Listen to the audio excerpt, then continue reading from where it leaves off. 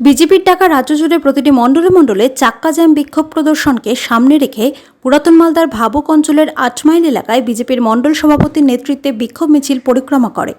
শুক্রবার সকাল 11:30 নাগাদ সংশ্লিষ্ট এলাকায় বিজেপির তরফে একটি মিছিল বের করা হয় এবং মিছিলটি গোটা এলাকা পরিক্রমা করে।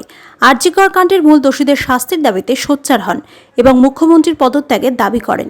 এদিনের এই মিছিলে পা মেলান মালদা বিধানসভা কেন্দ্রের বিজেপি বিধায়ক গোপাল চন্দ্র সাহা, পুরাতন মালদা পঞ্চায়েত সমিতির সভাপতি রুম্পা রাজবংশী, ভাবুক অঞ্চলের প্রধান প্রভুনাথ দুবে, বিজেপির মণ্ডল সভাপতি নকুল সরকার সহ অন্যান্য বিজেপির কর্মী সমর্থকরা। আমার চটি দাঁড়িয়ে আছে,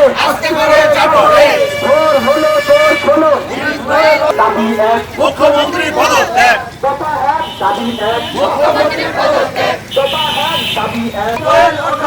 আমার চটি দাঁড়িয়ে আছে, শরীর ধরে মারক টান, শরীর ধরে মারক টান, ধরে মারক টান।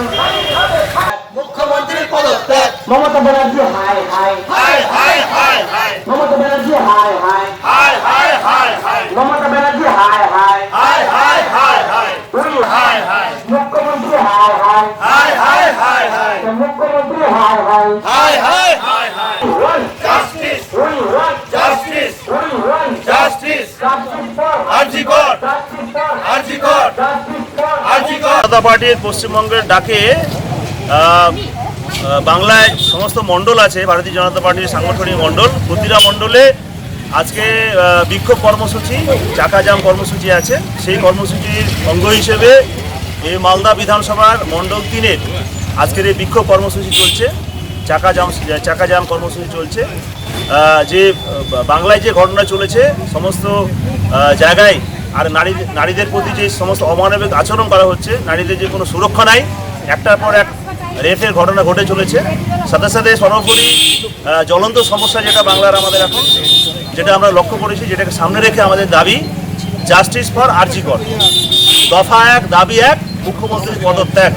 আজকে আর.জি. করে যে ঘটনা ঘটেছে, তার ন্যায়ের দাবিতে, বিচারের দাবিতে, যে নির্যাতিত মহিলাকে রেপ করে মার্ডার করা হয়েছে, ধর্ষণ করে খুন করা হয়েছে, তার বিচারের দাবিতে ভারতীয় জনতা পার্টির আন্দোলন চলছে। আর যতক্ষণ না সে ন্যায় বিচার পাবে, ততক্ষণ আন্দোলন চলবে।